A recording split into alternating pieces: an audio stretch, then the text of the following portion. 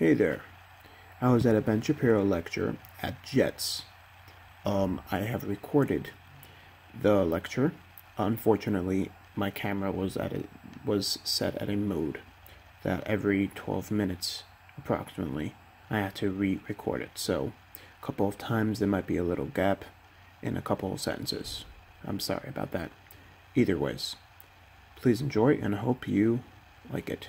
Please leave comments if you have any problems, or please share the video if you'd like. Thank you. Good morning everyone. Good morning. Good morning.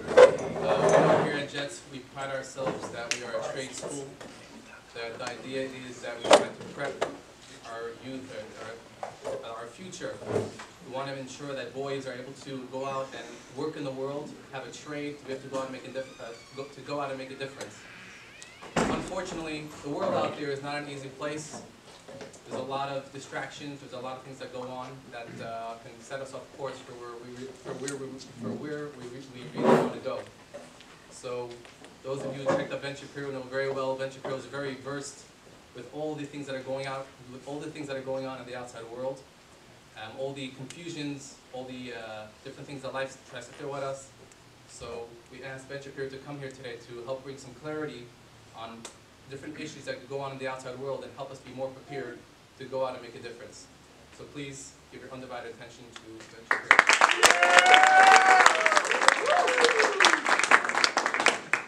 Hey guys, so thanks for having me. First of all, I appreciate it. It's exciting always to come out and talk with students. I do it on a fairly regular basis, and I speak to all the local Jewish schools for free, so you guys are getting a bargain. Let's talk a little bit about what you guys are going to do when you're out of school, because presumably you're all going to go get jobs, and you're going to integrate into normal life, and you're going to be working. Some of you guys go to college, some of you guys probably won't. And the bottom line to me with all of this is that as probably one of the only major political figures to be wearing a yarmulke on the public stage, I think it's really important that you bring your Judaism with you wherever you go, that whatever you are doing in your daily life, you bring Jewish principles with you. Now, the reason that I think that's important is because, number one, people are going to think of you as Jewish whether you want them to or not. There's just no way to escape that. People are going to, they will label anything bad that you do as Jewish and anything good that you do as non-Jewish, unless you are overt about the fact that what you are doing in your daily life is Jewish, and you're modeling a particular set of behaviors that are providing a Kiddush Hashem that extends beyond your home. It's one of the reasons I try to wear a kippah when I go on television, because the idea is that this is me living this way. It's not just I'm Jewish when I go to shul, and the rest of the time I'm a secular person. It's that I'm a Jew all the time, and what I'm living out are my values. Now, with that said, it doesn't mean that I'm sitting around quoting Chumash when I'm on CNN. It's not something that I do, I think, ever. But the very fact that I'm speaking about secular reason from a perspective that is informed by Jewish values is really important. The reason that Judaism is important in my life is not just because, obviously, I daven 3 times a day, or because I keep kosher and Shabbat. The reason that it is important in my daily life is because there's a core to Jewish values that are important to everything that you do. All of your views on politics, all your views on business and what's useful in business, all your views on honor and individual right to keep your own property, all of these things spring from a certain Judaic matrix that has evolved over time, over the course of 3,000 years, to allow you to live a freer life. So all of the stuff that you see in America, the iPhones that you film on, and the iPhones that you talk on, and the computers that you use, all of this only came about in one civilization in human history, right? It's the civilization of the West. And that civilization started at Sinai. And it didn't end at Sinai, and that civilization took into account a bunch of other developments. It took into account Greek reason. It took into account the later advent of science, but science itself was an outgrowth of certain Jewish principles about the ability to actually look at the universe and see a structure worth investigating. If you guys are into everything from welding to music, all of this stuff assumes that a certain action that you take is going to have a certain result. Right? If you do A, then B will happen, always, because the universe is a predictable place. Well, that relies on the idea that the universe is predictable because it's governed by certain laws. And the question becomes, okay, where do those laws come from? And those laws came from the same creator who made you and then gave you a certain way of living. That'd be a better way of living. Right? The idea of the mitzvot is to cultivate your personality, as Rambam says. The idea of mitzvot is to make you a better person, but one of the ways you become a better person is acting in accordance with what you were made to do. Right? Just as you guys use tools in order to make things, the idea is that God made you in order to make things as well, right? God made you in order to fulfill a certain purpose, and that purpose is filled in by the Judaic idea. Now, what's great about modern Judaism is that it's not trying to box you in, right? That not everybody has to end up at yeshiva, not everybody has to end up doing the same job, not everybody has to end up at the same level of religiosity. You can have a certain amount of freedom in the stuff that you do, but these certain basic Judaic principles, again, are important in your daily life, right? Treating people with honor is something that springs from the Judaic notion that everybody is made in the image of God. And when you treat somebody fairly and you wear a yarmulke, you are saying that. It's not just you're a nice guy, it's not just you feel this way, it's that you're acting out God's plan for the universe every time you treat somebody well in business. And that is forwarding the mission. This is why I think that living as a Jew publicly, you're doing more in many cases just going about your daily business, wearing a yarmulke and being a decent person than you would be if you were necessarily learning, right? It's got to be Torah im derech eretz, right? You have to actually be acting in the world in a way that is good in order to demonstrate to the rest of the world that you are a light into the nations. I mean, it's not just that how many people who are not Jewish go and visit a yeshiva? The answer is very few, but how many people who are not Jewish interact with Jews wearing kippot, overtly Jewish, in their daily life? They think that's an honorable guy, and that's a Jew. Well, every time you do that, it's a living rebuke of anti-Semitism, which claims that Jews are cheats, and Jews are liars, and Jews only stick to their own, and Jews aren't interested in the broader world. The whole purpose of being a Jew in the world is to be that light unto the nations, is to take those values that are so important and that lie at the root of Western civilization and to spread those outward. And you don't have to be somebody who speaks on TV all the time in order to do that. You don't have to be somebody who speaks to big crowds. Every time you go out there and you live as a Jew, you're fulfilling your purpose. And you can find your purpose by looking at the skills that God gave you. Everybody has a different set of skills. And just like a hammer is made for hammering and a screwdriver is made for screwdriving, what you do is largely dependent on the skill set that you already have. So if you want to lead a happy life, then you have to lead a life in accordance with your skills. What that means is find something that you enjoy doing, find something that you are good at doing, and find something that has a purpose that allows you to do something broader for not only other people, but for the principles that you grew up within. So all of this is a lot vaguer than the halacha courses that you might take. All of this is a lot vaguer than studying Mishnah Berurah. All of this is a lot vaguer than studying Gemara. But it's this sort of stuff, I think, that is the gas in the tank. I think that all of that is important. I think learning is supremely important. I think learning halacha is very important. I think all this is important in determining how you behave, but in why you behave. I think that has to come from an understanding of these fundamental Jewish principles. You're made in the image of God. You have a certain responsibility to other human beings. That responsibility to other human beings comes because God is God, not because you decided to be a nice person that day. And when you live out these principles in public life, then you end up doing a lot of good, not only for the Jewish community, but for the world at large, which of course is the reason that you're here in the first place. So that's my kind of purpose of life shtick. I'm happy to talk about political situation. I'm happy to talk about everything that I talk about on a normal basis. I know it's kind of short, but I usually find that people enjoy the Q&A more than the speech. So if anybody has questions, then I'm happy to take them. Sure. I'm interested to hear your opinion about why most non-Orthodox Jews sway to the left agenda, even though it's proven a lot of times to be anti-Jewish. So I think that the reason that so many non-Orthodox Jews sway to the left is because non-Orthodox Jews don't practice Judaism. I mean, it's like asking why a bunch of atheists don't swing to the right. I mean, the answer is because they are atheists. So most non-Orthodox Jews don't believe in fundamental principles of Torah. They don't actually believe that the Bible has anything important to say. They don't believe that Israel is particularly important. Israel's just like any other state. They don't believe that these fundamental precepts of Western civilization, the idea of rights and virtues, are important. They believe in the collective more than they believe in the individual. And if you take away the Jew signifier when you're talking about these people, if you just talk about them as what they are, which is basically a bunch of atheists who live in very wealthy blue areas with high levels of education from liberal arts colleges, then it makes sense that they vote Democrat. Of course they vote Democrat. That's who they are. That's how they grew up. What's weird to me is when somebody says, why is a secular Jew not right-wing? Like, why would they be? What would make them so?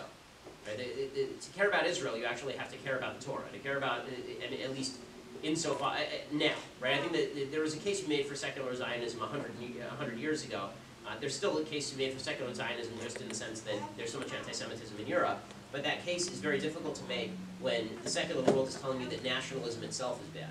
The secular world says that any group that wants to have its own nation is bad, that there should be no borders, that there should be no separate countries, and sort of John Lennon imagined world should predominate. Well, if you're on the left and you believe that, then why would you believe in a state of Israel where Jews get to be Jews and where Jewishness has a special status, right? That'd be something quite terrible. Now, people on the right who grew up, with a biblical background say, well, nations ought to have nation states. And not only that, there are certain values in the Bible that are valuable. But if you're a secular Jew, then you don't find those values. In fact, you find those values stifling. You find a lot of those values, like the Bible shouldn't tell me what to do. I should be able to do whatever I want. And that's what true freedom is. The Bible says that true freedom is not that. True freedom is that you were let go from Egypt so that you can serve God, right? That's the whole point. The pasuk doesn't end when it says, let my people go. It says that they may go and serve me in the wilderness.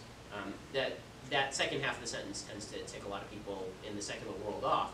But the truth is that everybody is serving some set of values. The question is what set of values you're serving. Has Judaism or Yiddishkeit ever stopped you from achieving anything that you wanted? And vice versa, did it help you anyway? Well, I mean, it helps me in the sense that I feel like I'm fighting for something that's actually important. So in the most important sense, it really helps me. It also helps me I think that non-Jews actually respect the fact that I'm very committed to my religion. Particularly evangelical Christians are very respectful of the fact that they can see that I'm committed to this, that I sacrifice things on a regular basis.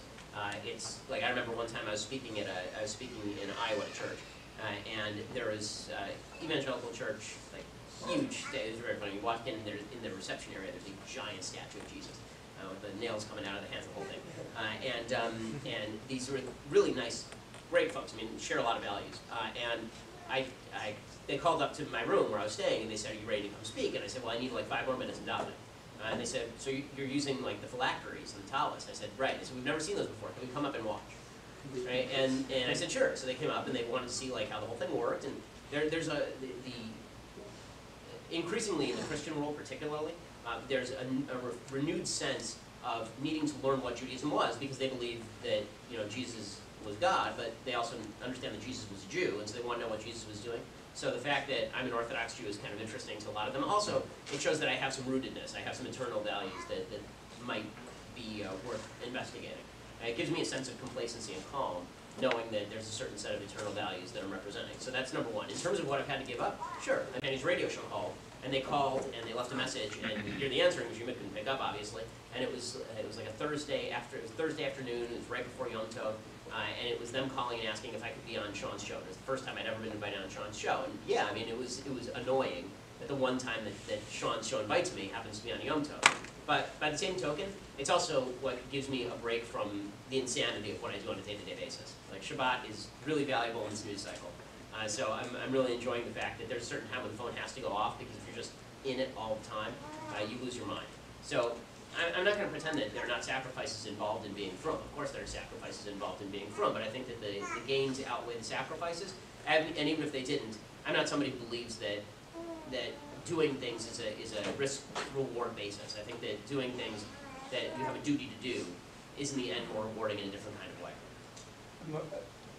My question more specifically was, has anything that you wanted to achieve, not that you lost something, that you wanted to achieve something, if it was doing whatever it was in your career, that they didn't want to relate to you because you were Orthodox? I've never had that, honestly. I've never had that. The most anti-Semitism that I got was in the last election cycle. The ADL said that, the Anti-Defamation League said that I was the #1 recipient of online anti-Semitism in 2016. But it's not, I've never felt like people are trying to get in my way because I'm Jewish. In fact, I think usually the opposite. I think people are happy that there's somebody who's not Christian who's speaking out on a lot of these issues. So I've never really felt that too much. It's, aside from sort of individual anti-Semites who exist out there just like individual racists do, I really don't feel like there's a systemic bias against Jews. And again, the key to me is if you're good enough at anything that you do, then people are forced to accommodate you. I mean, that's just the reality of the world. If you be the best at whatever it is that you're trying to do, and your boss is going to be a lot more tolerant than if you're just the same as the other guy, except you work 1 less day a week. What set of circumstances led you to become like this person that you are right now, like a politician, and somebody speaks out the way he does about certain things? So so when I first got started, so my parents became Orthodox when I was 11, so we're both Judah. And we, you know, we went fully kosher at that point. I would always been my dad was always very interested in Yiddishkeit. We'd always kept kosher, quasi-kosher out, and we had actually driven to from shul for a while. My parents got involved through the Venice community, maybe 25 years ago. And you know, I was not intending on going into politics. I was always very interested in politics. I was always very interested in history. I wrote a 150-page report on Civil War generals when I was in 7th grade, so I've always been very into this sort of stuff. I've always read incessantly about history and politics. I just find it fascinating. But I thought that when I went to college, I thought I was actually going to major in genetic science and music, because I was a world-class violinist at the time. And when I walked on campus, one of the first things that I saw was an editorial in the Daily Bruin, the UCLA newspaper, that was comparing Ariel Sharon, who was then Prime Minister of Israel, to Adolf Eichmann, the Nazi. And so I walked into the office of the Daily Bruin, and I said, "This is a terrible piece, can I write a response?" And they said, "Sure." And it sort of took off from there. Like, I wrote a piece, I was walking through the office one time, and they said, "We need somebody to write a counterpoint to another piece." And I said, "Sure." It turned into a point-counterpoint column, then it turned into a regular column, and then I went to my father, and I said, "Is my stuff good enough, you think, to be in a regular paper?" And my dad said, "Yeah, let me do a little research." And he came up with Creator Syndicate, which was a syndicator. They send out my column to a bunch of different papers. We didn't know anybody there, we didn't have any connections. I just sent my stuff cold, and they picked me up. So at 17, I was a syndicated columnist on politics. So at 16, I started writing columns, and at 17, I was a syndicated columnist on politics. So from there, it was, you know, just a step-by-step progress. I had my first book at 20, I had my second book at 21, I was at Harvard Law at 20. So it's sort of just, you go in the direction that, my view of kind of career is that there's you're the water and there are walls in front of you. And there are two strategies. One is you can try to plow through the wall and fail, or the second is that you can move along the base of the wall until you find a crack. And you sort of have to go where the path takes you. So I got a question from a family relative of mine. This is the question. A relative of mine is currently a student by SMC. Among other proclamations by her professors, while going over forbidden sources, the Time magazine was not a good source because it was recently purchased by a conglomerate with conservative leanings. On the list of recommended sources were, amongst others, The Atlantic, The New York Times, and The LA Times. Other comments that included gender roles and have disproved, and most academics hold that the Bible was fable, so best not to use it as source. Aside from being smart and not anachronistic, professors, in order to get good grades, what can be done to make shift in this awful state of affairs where conservative and or religious students are constantly derided? And so I think that number one, you know, what I've said to many students at college campuses is don't lose your grade and make a point, because then you're handing power to the person who wants to wield it against you anyway. So it's one thing to have conversations with folks outside of class. Some professors are fine with having conversations in class. But if you are going to school and the professor obviously is not interested in what you have to say, then why bother? You know, just give the professor what they want, get your A leave. That's always been my strategy, and it seems to have worked pretty well. So, you know, that said, I think that one of the ways that you become a stronger thinker is by taking into account what the other side thinks on all these issues. And so I've read a lot of biblical criticism. I've read a lot of, you know, the kind of postmodern deconstructions of the Bible. I read all this stuff, not only so that I know how to respond to it, because sometimes you learn from it. Sometimes it makes you think about things that you haven't thought about before. And there is some flexibility in philosophy in Judaism. What's really interesting about Judaism, the more I study it, the more I find, is that Judaism is such a halakhically based religion, but there's not a ton of hashkafa, right? The amount of hashkafa, the amount of philosophy in Judaism is actually relatively limited because the Bible was supposed to be the philosophy. It wasn't supposed to be like there was a separate philosophy like Aristotle or Plato. The Bible was the whole thing, it was the whole deal. It's really very rare to find somebody who tries to merge philosophy with Judaism, which is why Rambam is sort of an anachronism in that way. But the struggle to relate the Chumash and the Torah, to relate Tanakh to sort of secular modern developments is an ongoing struggle, and to pretend that it's not a struggle is foolish. I like to acknowledge, you know, all of these problems so that we can honestly deal with them, as opposed to pretending that these questions don't exist and that we can just take everything at face value. So what I would recommend is that you read everything they have to say, and then you look for the opposition point, and you see which one you find more convincing. So I'm an evidence-based guy. I think you have to take certain things on faith. I think it's going to be disprovable, for example. I don't think it is provable. Like, I know there's a Kuzari attempt to prove that Revelation on Sinai was real. I don't think it's utterly unconvincing. I don't find it supremely convincing. I think there are just certain things you have to take on faith. And the best proof to me of the reality of Judaism is the fact that only one civilization in the history of the world has created modernity, and that civilization started with Judaism. Do you believe or know if homosexuality is something that people are born with and can't be changed, or it's a mindset that can be changed? Okay, so my view on this is that we have to actually break this down into two components. Component number one is homosexual orientation, and component number two is homosexual activity.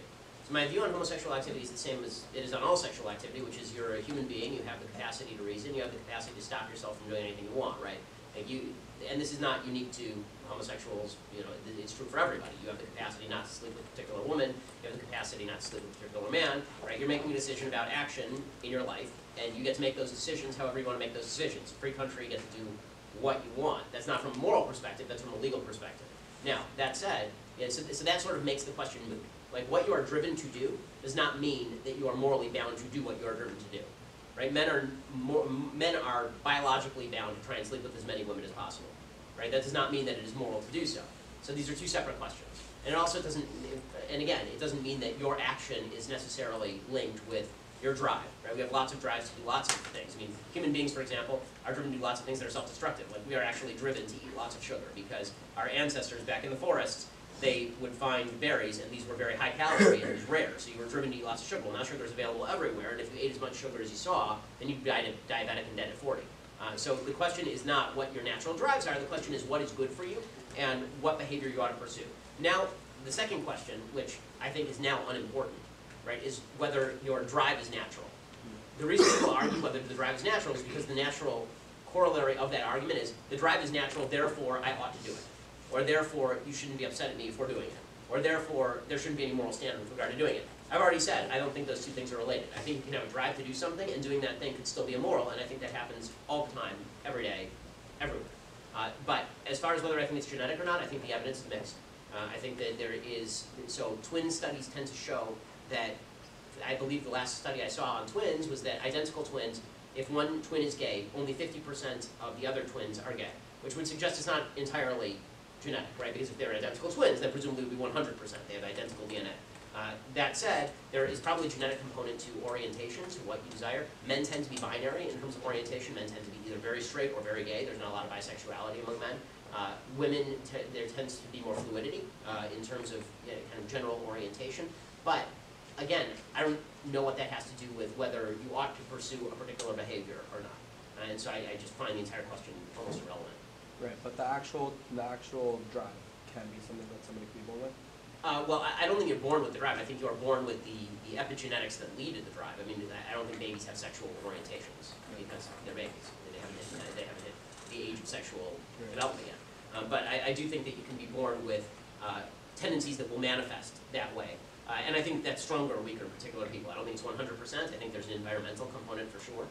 But I don't think it's all environmental. I doubt that it's entirely genetic, because very few things are entirely genetic or entirely environmental. Is it healthy to have sex before marriage, and why? Okay, so I do not think it is. And when I say healthy, I don't mean like bodily healthy. I mean, I think you can do a lot of things that are bodily healthy but stupid, or bad for your soul, or bad for you as an individual human being. Right? I mean, you could probably run into a wall several times before you got really hurt, and it wouldn't be the best use of your time. The problem with sex before marriage is that it delinks sex from commitment. Okay, the whole point of a good sex life, and every study shows this, if you want to have a good sex life, then you do require commitment. This is even more true of women than it is for men, but men are variety seeking.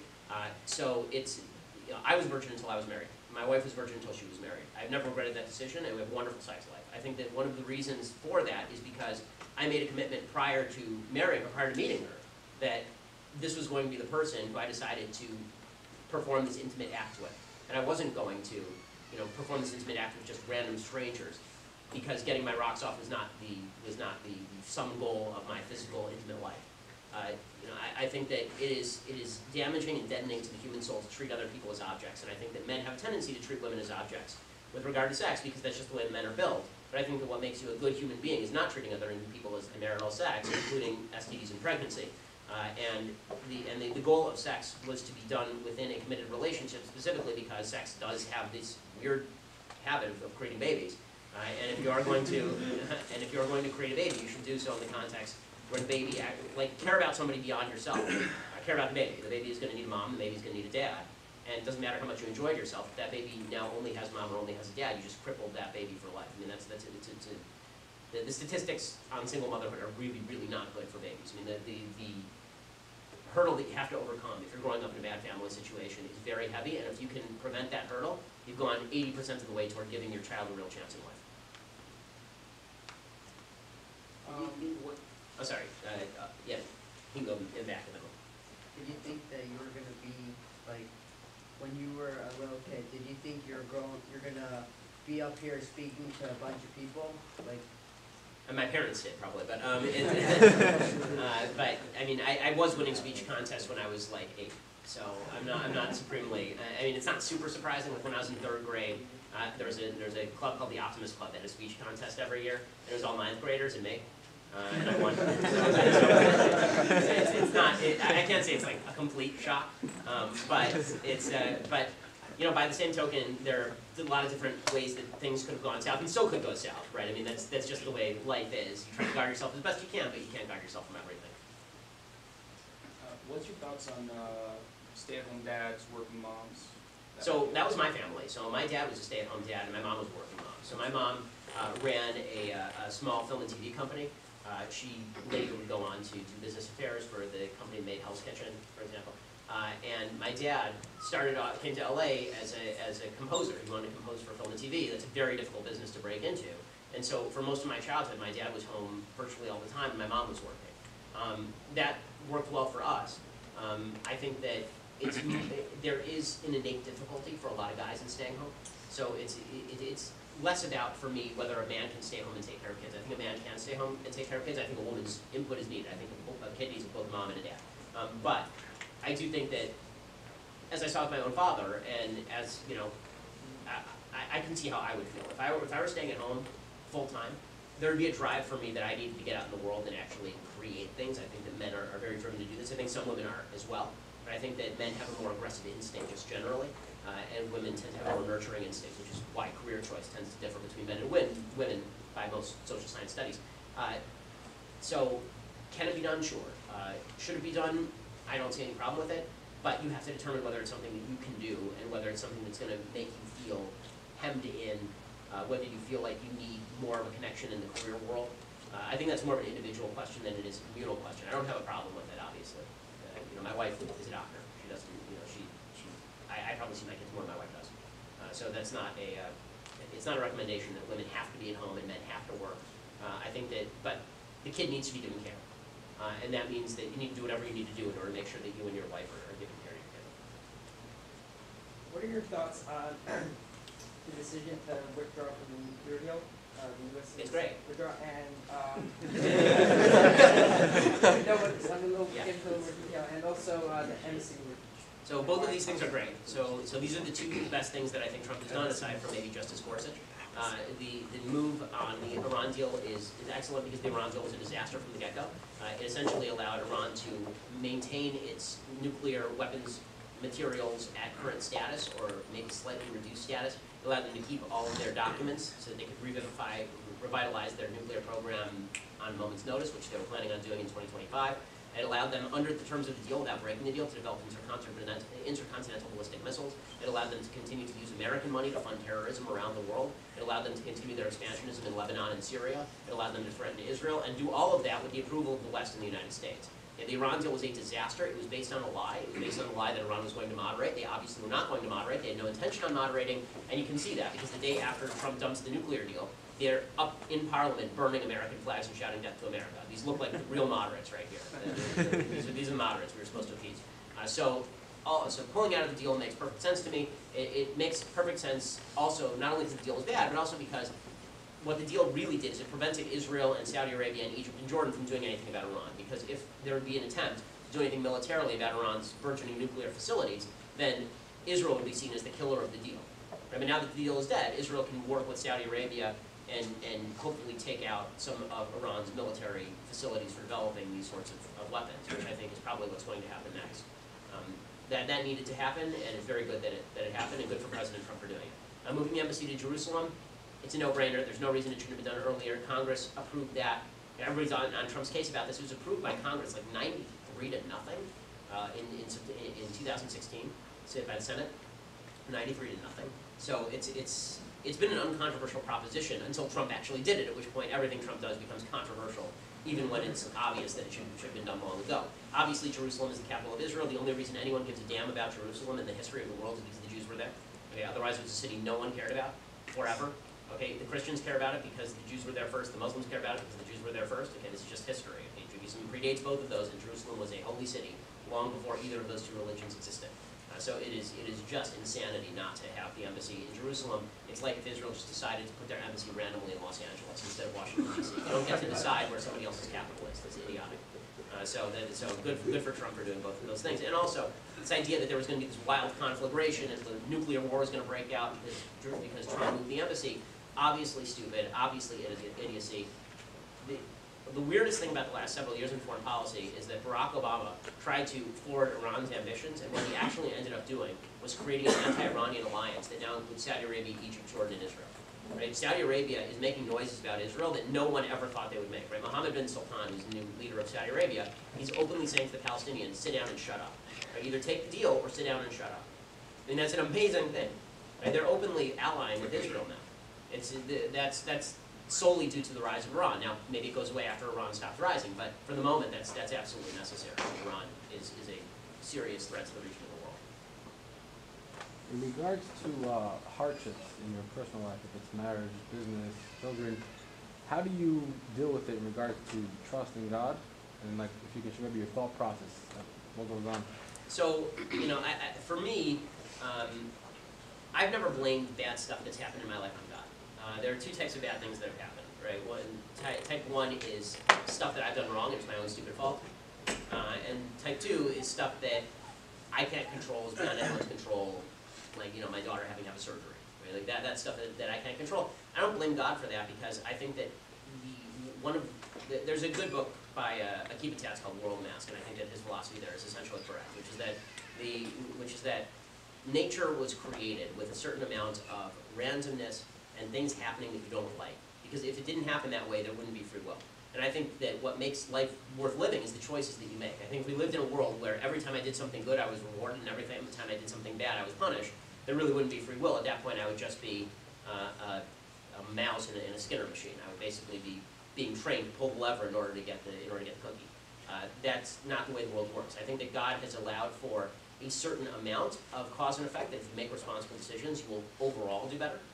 But there's a certain amount of unpredictability to life, which is God hiding in the machine, right? That's God saying that you as an independent human being, you have to seek me out, but that also requires that you have faith that I am there even when it feels like you're being abandoned. So I've never really, maybe it's just the way I'm built, but I've never really seen suffering as God responding to me, or God cursing me, or God being angry with me. Because I think that, first of all, I think it's halakhically forbidden. You're actually not allowed to say that if you see someone suffering, that person is doing so because they did something wrong. Because now you're assuming something about the person that is not actually accurate. You don't know anything about that person. But beyond that, I think that it's a sad way of going through life to blame everything that happens on the people who tend to blame God for the bad stuff that happens in their life don't just tend to blame God for the things that are beyond their control. They tend to blame God for everything.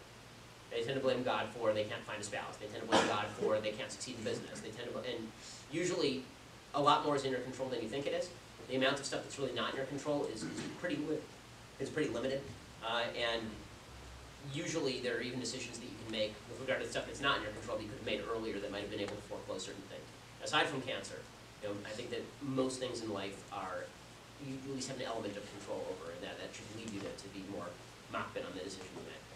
And if it is something that was out of your control, how do you rationalize or make sense of that in terms of trusting in God? So as I say, I trust that God has a plan that I don't understand.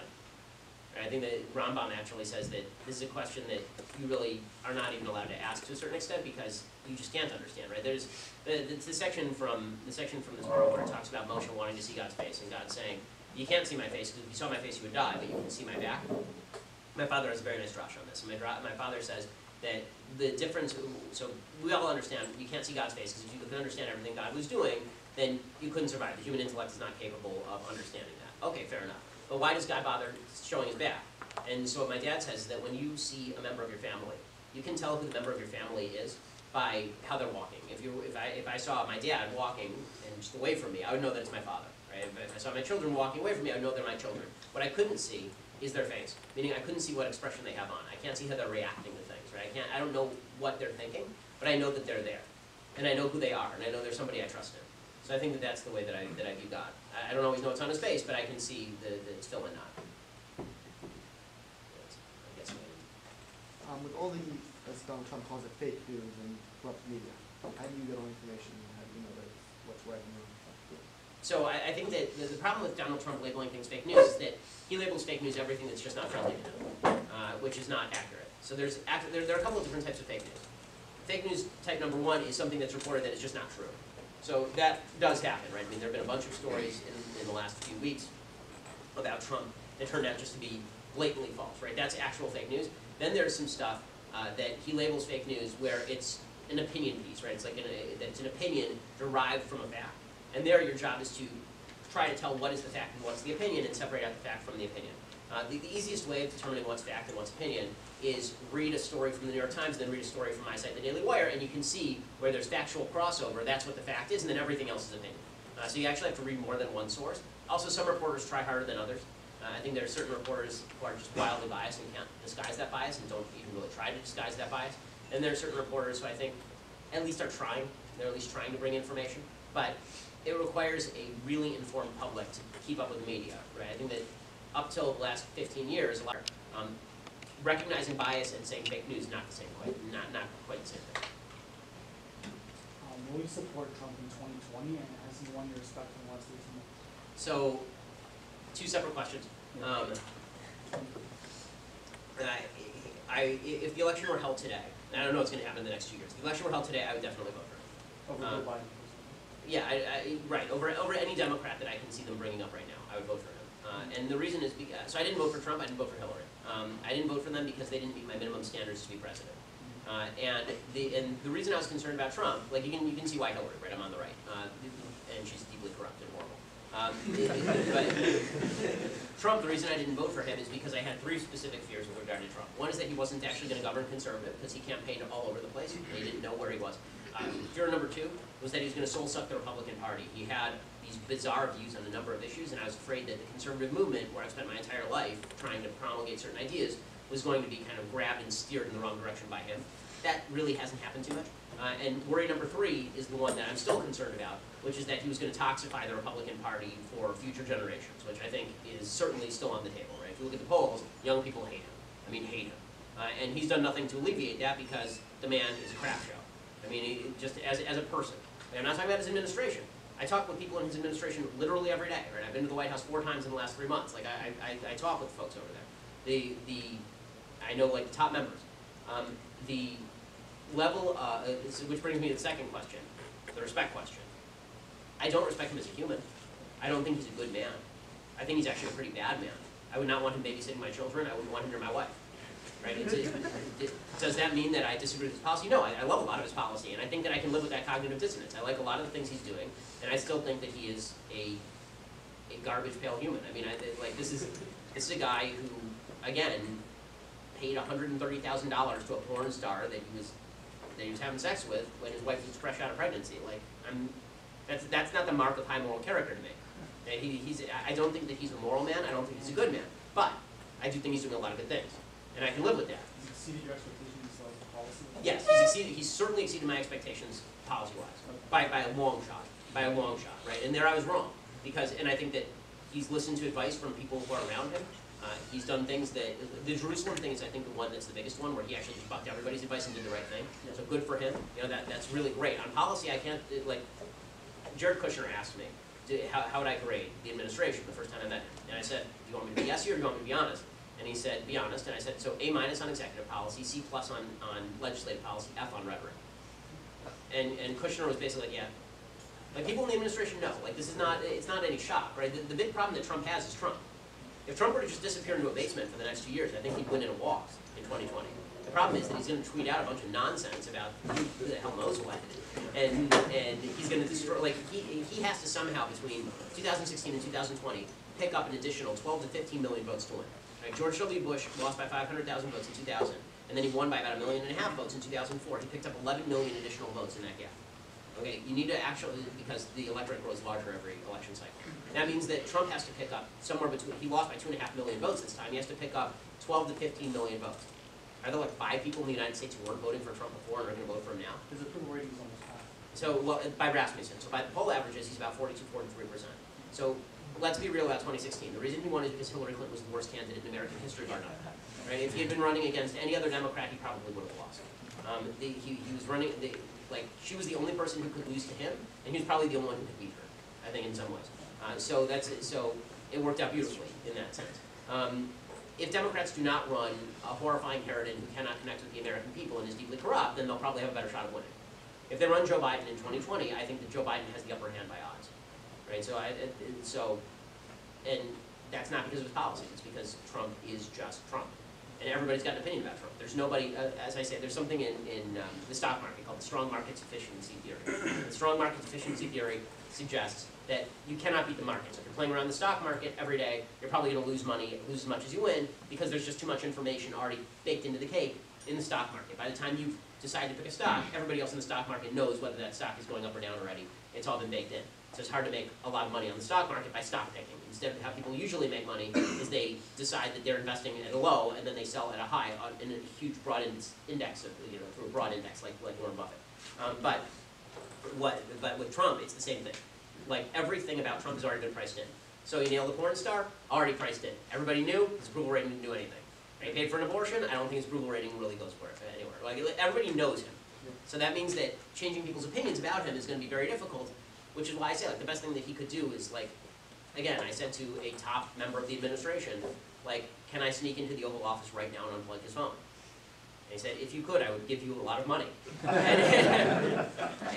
that is true. Like, if he weren't tweeting, his approval ratings would be above 50%, I think. Because the economy's really good, we don't have a lot of foreign crises, and people are optimistic. There's a poll yesterday, 57% of Americans think the country is moving in the right direction.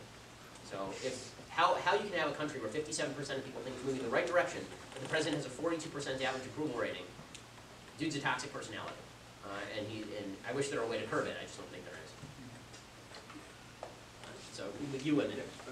I'm a guest here, not a student. I'm a licensed clinical psychologist. I'm the largest conversion therapy clinic in the whole world. The media calls it conversion therapy. And this is what we do all the time. People flying around the world for this one particular issue. The media is constantly skewing it. I've heard you speak on this bill, the California bill that's coming up. Yes. It's AB 2943. What do you think is going to be the outcome, and how do you think it would affect the school? Okay, so could you explain what you asked? Yeah, sorry. Yeah, sure. Okay, so conversion therapy is the idea that through psychological retraining, essentially, people who have homosexual or bisexual sexual orientations can be trained to have heterosexual sexual orientations. Let me say first off that I think the evidence on this is mixed at best. So I'm not sure that there is like widespread. That said, I do think that everybody should have the right to seek the treatment that they want to seek. So if you are troubled by an orientation that you have and you want to seek any type of treatment that you want, it's a free country. I don't see why the state has any business telling you what type of treatment you should or should not seek. So I've opposed the anti-conversion therapy bills in a bunch of states, even though I personally am not convinced that conversion therapy works on any large scale. Okay, so that's the preface.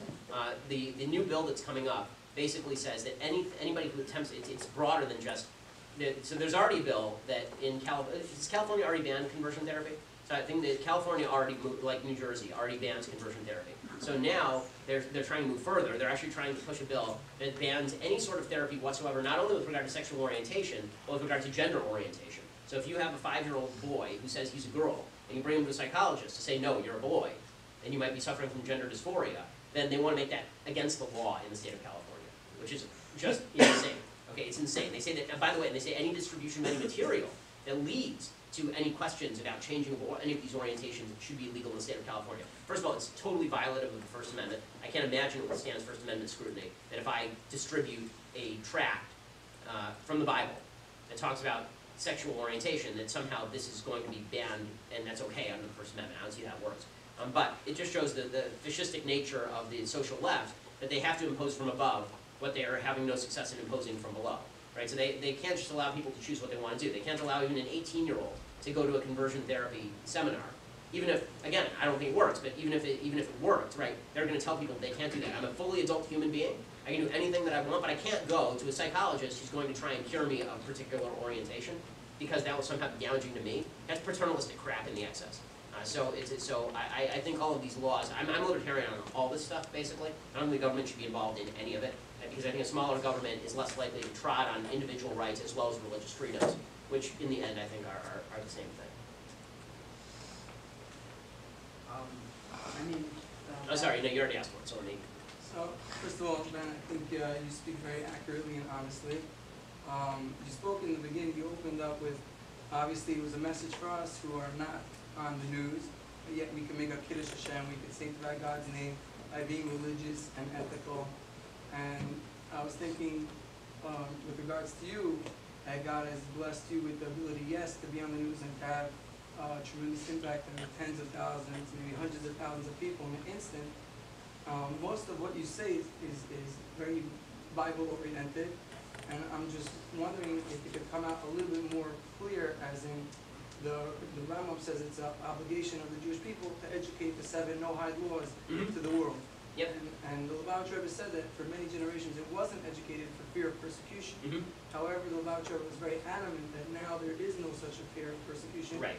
And I'm wondering if you had, you know. So, I mean, I just gave a speech at Liberty University in front of 11,000 people about, I didn't use the Sheva Mitzvos B'nai Noach, but I did use the 10 Commandments, which has heavy crossover, obviously, with Sheva Mitzvos B'nai Noach, because, you know, because the Christian world still believes in the 10 Commandments. So I did an entire speech explaining the relevance of the 10 Commandments in today's life. I'm writing a book right now, especially, like, specifically on this stuff. So I think that there's 2 things to talk about here. One is when you're talking to people who take the Bible seriously, and one is when you're talking to people who don't take the Bible seriously. So when you're talking to people who take the Bible seriously, obviously I'm happy to cite Torah, I'm happy to do entire Liberty's a religious college. I'm happy to speak about, you know, I cited a variety of things from Tanakh in that speech. It was like a 45-minute speech, you know, or like a half-hour speech about Tanakh, basically. And I'm happy to do that. I do a Bible segment on my show every Wednesday. I love doing that. I think it's interesting, I think it's fun, and I think it's useful. When you're talking to people who don't believe in the Chumash, who don't believe in the Torah, then it's actually counterproductive. When you say that, when I make a good point, and people on the secular left say that's a good point, if I were to say, right, and I got it from Vayikra, done, right? Well, you can't have the conversation anymore, because now the idea is that I'm preaching to them from a book they don't believe in, as opposed to I'm making a point that is relevant to them, even though they don't believe in that thing. What I found is I've gotten lots and lots of letters from people who say that they are former atheists, people who are secular and now are going back to church. And one of the reasons they are saying that is because they're realizing that that rational principles that they already believe have roots in what I believe, but not because I'm saying, you know, what I believe is from the Chumash, but because I'm preaching the same thing they already believe, and then they keep on my head and say, wow, a religious person can believe the same things that I believe. Maybe that's because my religion actually taught those things in the first place. So there's a way to approach, you know, I think everybody has to be approached on their own level, and I think approaching people who are secular from a religious perspective openly is sometimes a mistake, which is why it's very rare that I'll cite Tanakh in any of my speeches, because I don't see the use of it. I think many times it's counterproductive. But if you ask me where my values come from, then I'll tell you openly and honestly if they come from biblical Judaism. Do you think Judaism is sexist? No, I think that Judaism is so. I think that there are things in Judaism study about those things. So right now we live in an era where any distinction between men and women is considered sexist. Judaism makes lots of distinctions between men and women, and I don't think that that's sexist. I think that's reflective of the fact that men and women are different.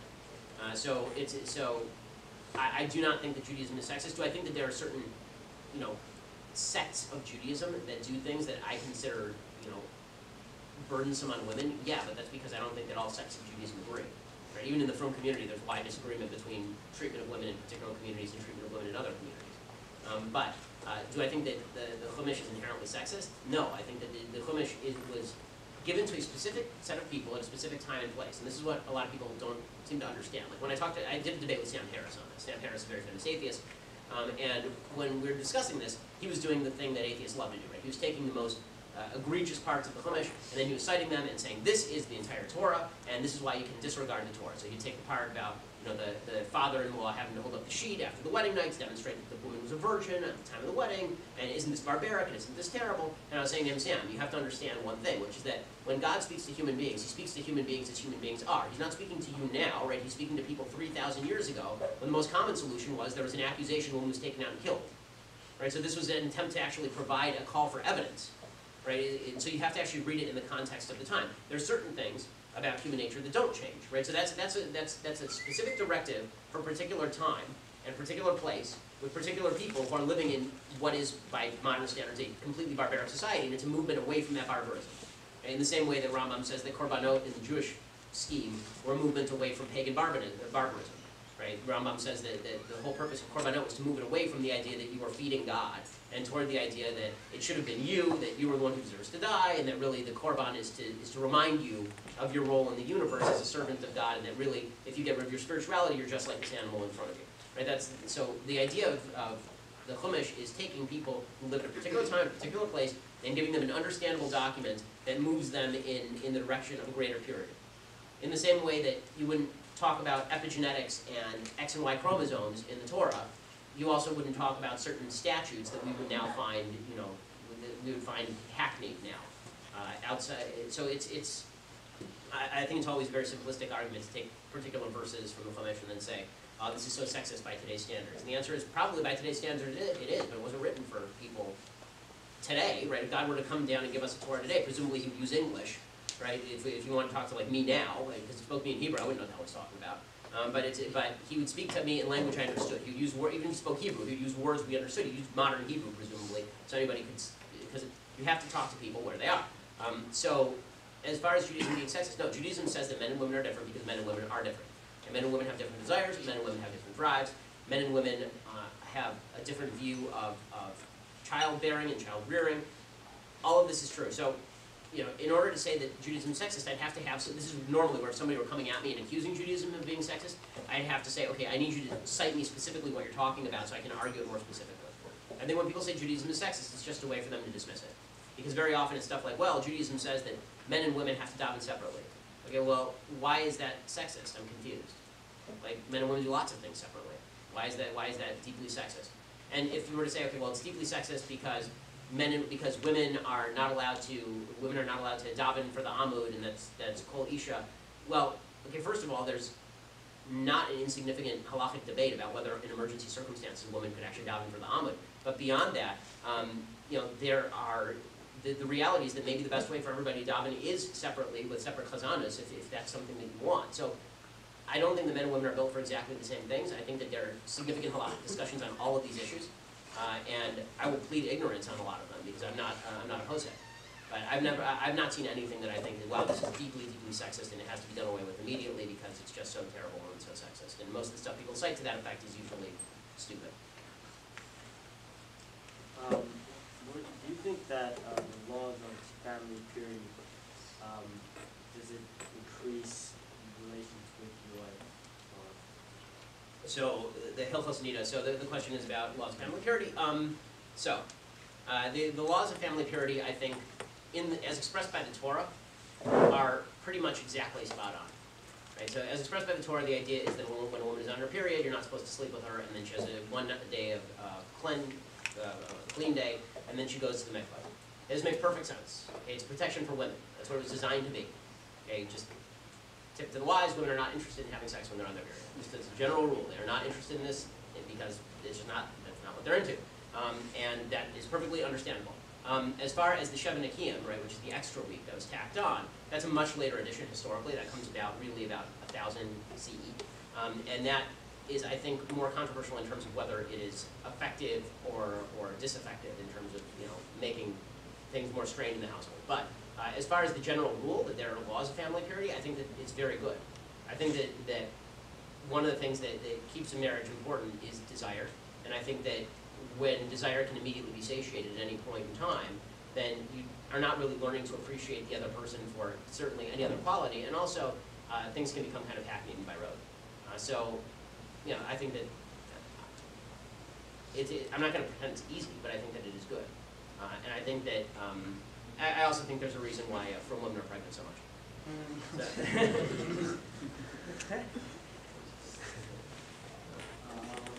Today's society, young boys, more than ever have less self-confidence, less self-value, and so forth. Even as more advertising, bullying, cyberbullying, etc. We all know that we're beautiful and that we all have our gifts and talent. Just they get confused and believe the lies instead of the truth. How should we approach this? How do we change that for those people that we care about? How do we boost the other people's confidence in a very effective way so that they see the truth for what it is? So, I mean, I think that the truth is that when it comes to things like internet pornography and a lot of the threats in society, the best thing you can do is build a gateway, build a gate around it. Because the truth is that once you are sucked into that world, it's very difficult to get out. And if you're already in that world, then you have to actually build stronger fences. It has to be like, you know, if you know how Google works, there are certain searches you know will bring up certain pictures, and you just don't do it, right? You just avoid doing that because it's just like drug use. I mean, the impact of pornography actually has, in terms of brain effects, very similar effects to drug use. It's addictive. It does have it does release serotonin. It's very dangerous stuff. So there's that. As far as the you know, standards of beauty and all of this, you know, I think that that's really on all of us to be better people as a general rule. I mean, I can't put it any better than that. I just think you have to be a better person with regard to the people who are around you in terms of how you treat their physical appearance. But you know, we're a superficial, visually oriented society, and I think one of the things that helps is why I love Shabbat. I mean, the fact that you're taken off the screen, right, is great, because I find myself addicted to my phone. I mean, even when I'm with my kids, I find myself scrolling through my phone because I'm addicted to information. That's my thing, and so I'm on Twitter all the time, refreshing all the time. But if I put down the phone for an hour, I find my life gets significantly better. Yeah, in the beginning you touched upon making a Kiddush Hashem. On the flip side, you have at times that on the news it becomes a big deal that this rabbi here molested a kid, or you have guys laundering money, did fake meters in their house, whatever. How do you deal with information that comes out like that? So I think that the most important thing to do if you want to maintain a Kiddush Hashem is we need to come out and condemn them and condemn them and condemn them. And we need to do it openly, and we need to call for full punishment. There can be no cover-ups. People who do bad things should be exposed. They should be sent to jail. Okay, one of the things that, so, you know, the Rubashkin case was very controversial. Okay, there are a lot of problems with the Rubashkin case. People like Alan Dershowitz said that case was very unfair. I tend to agree with Alan Dershowitz. I tend to think that the case was very unfair, that it was a targeted prosecution of Rubashkin. But I will say that I think that it was a big mistake to have giant photos plastered across front pages of thousands of people celebrating Rubashkin's party. I think that, or his commutation. I think that he should have been quietly reintegrated into the community, because what it looked like to the outside world is a bunch of Jews who are happy that this guy escaped justice. And even if you think Rubashkin was innocent, or that he was unfairly prosecuted, I think that he was not innocent of the crime, but I think that he was unfairly prosecuted, which is not quite the same thing. Then I think that it's a mistake to look as though your tribal affinity trumps your affinity for justice, and therefore it would have been better, again, like, it's good to be happy about the commutation, but I think that it would have been a lot better for public relations and also just for the image of the Jewish people to say, okay, you know, he served his time, he's out, reintegrated the community, as opposed to the wild celebrations that you saw, which were obviously going to be used by people to say that this was an attempt to cover up crime. And you see this every time, right? Every time you see, it's not just true for Jews, obviously, it's true for Catholics as well. Whenever there's a cover-up inside of, there's a major figure who does something, and there's a rally around the flag effect, everybody says, okay, we'll cloister, we'll circle the wagons around this person. We should never be circling the wagons around people who do things that are wrong. That's not a comment about Rubashkin. That is a comment about there have been particular figures who have been engaged in serious criminal activity, violation of children, right, violation of women. And the community has, instead of targeting them and exposing them, there are too many members of the community who have decided that that's okay, or not, if it's not okay, that it's a matter for internal business. Okay, it's not a matter for internal business when somebody molests a child. It's not a matter for internal business when, I mean, this stuff is, it's a powder keg. And you want to drive people away from orthodoxy, keep trying to take actual crime and pretend that it's an in-community problem as opposed to a serious problem that deserves real redress. I agree with you in cases of molestation or anything like that, but in the case of Rubashkin, being involved within the case, like, when there's a blood libel, you go ahead and you actually save somebody, because I'm not saying he didn't do anything. They used a law, that was, from the 1800s. Well, that's what I'm saying. I said that, I'm not saying he's innocent, I'm saying he's unfairly prosecuted, right? We agree on this. The but guy this- deserved 1 year and they give him 27. I understand, but the point that I'm making is that for public consumption, again, I'm not saying it was wrong to commute a sentence. I knew they were gonna commute a sentence in advance, I think it's good. But I think that again, I agree with Dershowitz on this, but there is a difference between saying, I'm glad the sentence was commuted, and the wild celebrations that you saw in the streets for pictures, because that does, if we worry about Marathon, we have to worry about Marathon. Yeah, but that It is a serious Marathon issue. But it should have been sold as a blood libel. This was a real, it wasn't any case where you can come and say, I'm with you, a rabbi who molested people should be hung, no problem, this is Right. 100%. And we would all agree in the front like that should do it. Right. But in this case, was it truly a blood libel? Okay, so I don't like using the word blood libel when you're talking about somebody who actually committed a crime. Okay, it's an injustice, but to liken that to a blood libel, which is an absolute lie. He was forced, they forced. And all that, but you started by saying you started by saying it's not that he didn't do anything wrong, right? He did do something wrong. Okay, I'm not going to call that a blood libel. When a blood libel suggests that Jews were taking Christian children, murdering them, and using their blood for matzahs, it's not the same thing. It's not. Okay, something that he did something wrong. He was unfairly prosecuted for that. He spent way too long in jail for that. That's not a blood libel. Okay, that's an injustice. Injustice should be treated like a cure of injustice should be treated like a cure of injustice. It shouldn't be treated with people celebrating in the streets, because again, what people are going to take away, I'm just telling you how the news business works. Okay, I'm in the news business. The way the news business works is that those videos of people dancing and singing in the streets are going to be plastered all over in the news, and it's going to look like a bunch of Jews are happy because a Jew got out, as opposed to a bunch of Jews are happy because an injustice was cured. Because they're not celebrating the same way when a guy gets off death row after his DNA proves him innocent. 95% of people could be prosecuted for doing the same thing. They lied. I've not disagreed with you anywhere along the way. Right? Well, one more question. So who hasn't asked one? You asked one, I know. So. You didn't ask what happened. Oh, you haven't? Okay. No. Sorry, the glasses mixed me up. Some women that they're very into feminism, like equal rights. The women that say they want, like, they don't believe in equal rights, they think that women are higher. They're like, I'm not talking about women that want equal rights, and that they want chivalry, like gentlemanly. They're sick of that. How would you handle a situation like that? Well, I mean, it depends on what you're talking about. So if you're saying women who want to pick up the check at dinner, I Check at dinner, opening doors. I say don't date them. I mean, that seems like a bad recipe for a relationship. Because, for me, when I open the door for my wife, she seems to appreciate it, and I think that that's probably a good thing. Like, she should appreciate the fact that I want to protect her. I think that it's a good thing. I think that women who say that men should not protect them, or that it's not a man's role to protect them, then don't be surprised when you can't find a man to protect you. Like, you're actively alienating men who want to protect you and make your life better. So I'm very confused as to how you want it both ways. It's like, I can't find a man who just wants to protect me and go out and earn, and I can't find a man who will do the dishes and then take care of me at night. Right, you alienated all those guys, right? All the nice guys were the ones who wanted to open the door for you. All the jerks were the ones who were like, yeah, pick up the check. So I'm not sure like what exactly the complaint is. I've always said, and I say this routinely, that when you date somebody who has the same value system that you do. If you're right-wing, date somebody who's right-wing. If you're left-wing, date somebody who's left-wing. The world will be a much happier place for it. Mixed marriages don't tend to work in terms of values, and that holds true across the board. And with the pay gap, they say that men are getting paid. Yeah, it's a bunch of nonsense. It's not true. The pay gap is in apples to oranges comparison. They're taking collective women's average salaries per hour and collective men's average salaries per hour. That's ridiculous. Okay, the reason it's ridiculous is because men and women have different jobs. They work different hours. Okay, the vast majority of engineers are men. The vast majority of firefighters are men. The vast majority of teachers are women. It's so bizarre. It's like saying, well, there's real discrimination happening in society because plumbers are making less than doctors. Like, right, those are two separate jobs. What are you even talking about? Like, how can you compare these two things? Well, women take separate jobs than men, different jobs than men, largely through choice, and they work less hours than men, fewer hours than men. Right? When we had our first baby, my wife took off a full year. When we had our first baby, I took off 3 days. That's not atypical. And the reason is because not because I wanted her to stay at home. I was fine with her going back to work. The reason is because she wanted to be at home with the baby. Women want to be at home with babies more than men want to be at home with babies as a general rule. Not true in every specific instance, true in most cases.